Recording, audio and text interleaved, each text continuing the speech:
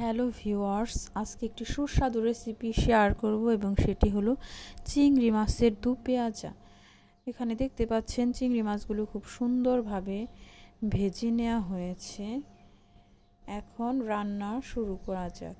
তো চিংড়ি মাছগুলো ভেজে নেওয়ার পরে এক সাইডে রেখে দিলাম। তারপরে কড়াইতে সাদা তেল দিয়ে সেখানে পেঁয়াজ কুচি দিলাম। পেঁয়াজগুলোর মাঝখানে জিরা ফোড়ন দিয়ে দিলাম। এখন এগুলো খুব সুন্দরভাবে ভেজে নিব এবং সাথে অ্যাড করে নিব লবণ, হলুদ।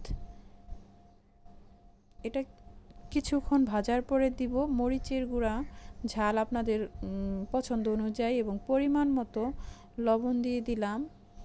এখন সবগুলো উপাদান খুব সুন্দরভাবে ভেজে নিচ্ছি বাদামি কালার করে। একটা সুন্দর সুবাস বের হবে পেঁয়াজ থেকে। তারপরে ভেজে নেওয়ার পরে মাছগুলো দিয়ে দিলাম, ভাজা মাছগুলো দিয়ে দেওয়ার পরে আরেকটু উল্টে পাল্টে নেড়ে নেব। নেড়ে নেওয়ার পরে এখন এখানে জল অ্যাড করব। জলটা খুব বেশি হবে না, যেহেতু মাছটা আগে ভাজা হয়েছে।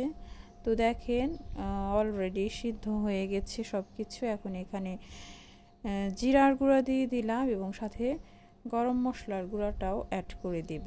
ঠিক নামানোর কিছুক্ষণ আগে 2 মিনিট বা এরকম টাইমে দিতে হবে, না হলে সুবাসটা নষ্ট হয়ে যাবে। তো এটা খুবই মাখা মাখা হবে। এই যে দেখেন হয়ে গেছে। এটা কিন্তু অনেক টেস্টি, সবাই বাসায় ট্রাই করবেন। ভালো থাকবেন সবাই।